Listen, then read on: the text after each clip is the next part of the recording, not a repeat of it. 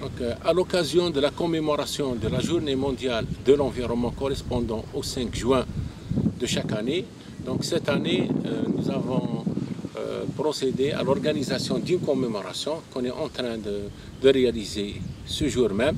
Donc, il s'agit notamment d'une série d'événements, d'animations culturelles avec plein d'associations et plein de partenaires associatifs.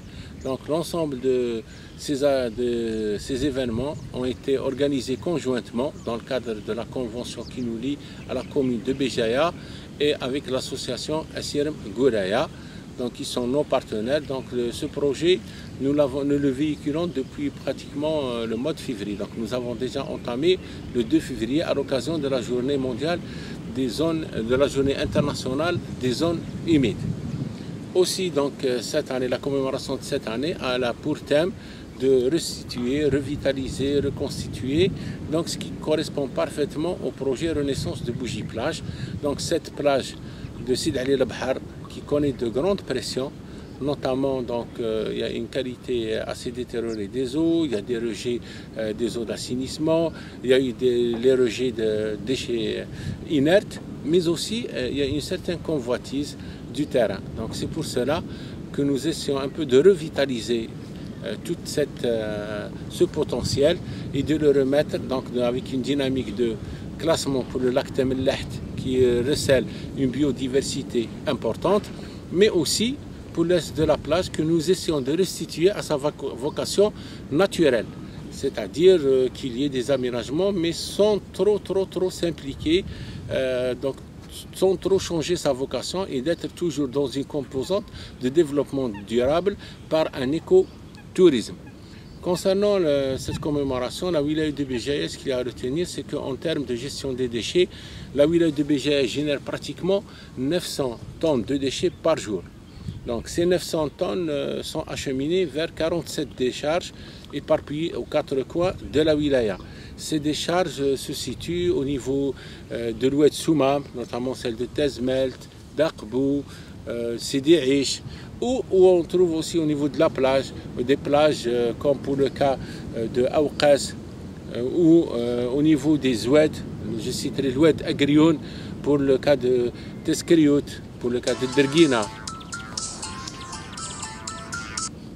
Donc là, il s'agit aussi de tirer la sonnette d'alarme vis-à-vis de cette situation qui fait que la wilaya de Béjaïa est pratiquement la seule wilaya à l'échelle nationale qui n'a pas d'unité de traitement de déchets.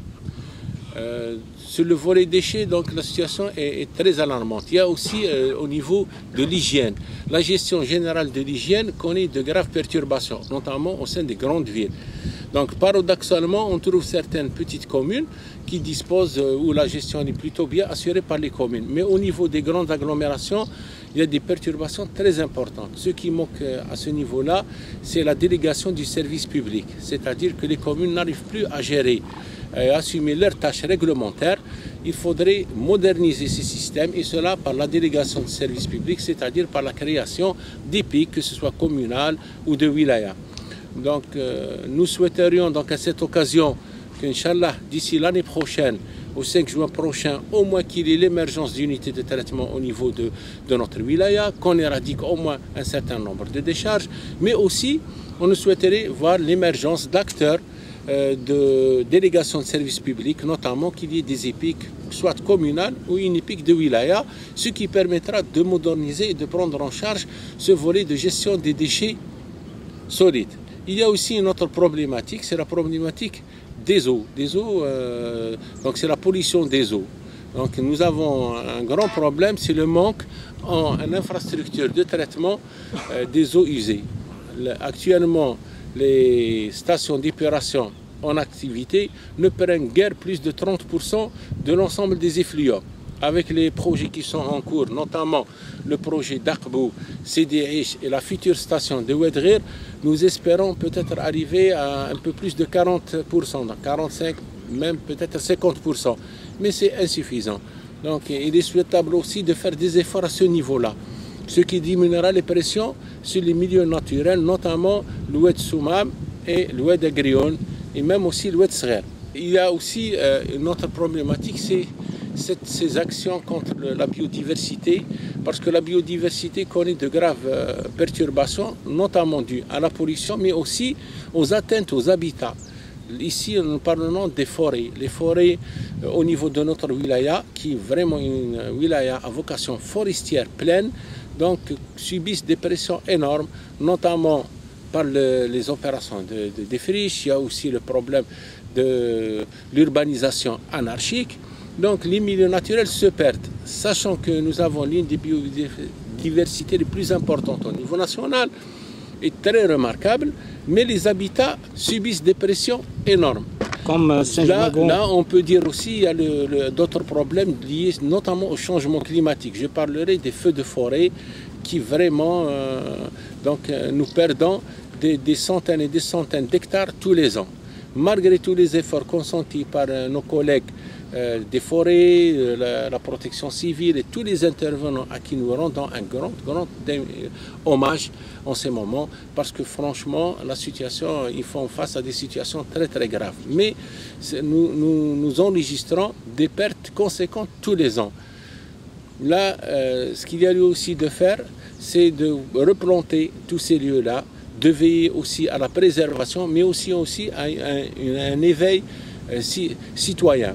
C'est-à-dire que les citoyens, vous savez, un feu de forêt, quand il démarre, si on est prévenu suffisamment tôt, on peut le circonscrire rapidement. Mais si les pompiers ne sont pas prévenus, les forestiers aussi, qu'est-ce qui se passe? Donc là, il prend de l'ampleur et ça va être très très difficile par la suite de le circonscrire. Je tiens aussi à dénoter à cette occasion que nous avons fait des conventions avec un ensemble de partenaires du mouvement associatif que nous saluons et que de grands efforts ont été accomplis dans ce domaine, quoique il nous reste un peu à travailler sur le volet déontologie. On doit un peu savoir vivre ensemble, se respecter les uns les autres.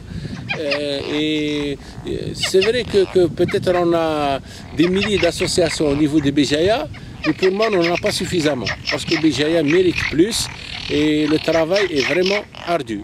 Donc pour le lac Tamellah, vous savez, ce lac-là, il est justement à proximité de la ville. C'est une partie prenante, donc en partie la plage de Sidi Ali el-Bahar, donc elle est occupée partiellement par ce lac. Ce lac recèle une biodiversité très importante. Donc il est très important que les gens prennent conscience de cette biodiversité. Il joue un rôle majeur. Donc ce lac doit être préservé. Pour être préservé, il doit être classé. Mais il faudrait aussi que tout le monde, notamment les autochtones, les bougiotes, le mouvement associatif, prennent conscience de l'intérêt de ce lac. D'où la démarche de son classement. Nous essayons, donc nous avions déjà travaillé lors du 2 février, nous nous sommes fixés une date. C'est la date du 31 décembre 2021. D'ici là, le lac doit être classé. Donc c'est l'un des objectifs qui a été fixé. Donc je souhaite aussi à cette occasion qu'on prenne quelques objectifs. Donc l'année prochaine, cette année, vous avez remarqué qu'on n'a pas parlé d'objectifs atteints. Parce que finalement, les bilans ne sont pas reluisants. Nous souhaiterons que d'ici l'année prochaine, au moins nous parlions d'une ou deux unités de traitement fonctionnelles, de l'éradication de certaines décharges, de la réalisation de la mise en exploitation de certaines steppes, du classement de sites importants, au-delà de la délégation aussi du service public qui concernera notamment un projet qui nous tient à cœur, c'est le projet de mise en œuvre d'une EPIC de wilaya pour la gestion des sites remarquables et écologiques de la wilaya de Béjaïa. Donc cette entité pourrait vraiment permettre un peu de mieux gérer ces sites-là pour permettre aux autochtones et à la wilaya de tirer profit économiquement de ces sites, mais aussi de les préserver et d'en faire qu'on puisse à la fois léguer ce don qui est important, parce que c'est un legs finalement qui ne nous appartient pas à nous uniquement. Donc il faudra le céder aux générations futures. Aussi pour la maison de l'environnement, nous avons l'espoir et nous souhaiterions qu'elle soit restituée à sa vocation première, c'est-à-dire pôle de l'environnement pour recueillir les associations et toutes les activités de la wilaya. Donc nous avons bon espoir et nous souhaiterons vraiment qu'elle soit restituée à sa vocation première. Inch'Allah, la prochaine fois, les prochaines commémorations auront lieu au sein de cette maison de l'environnement.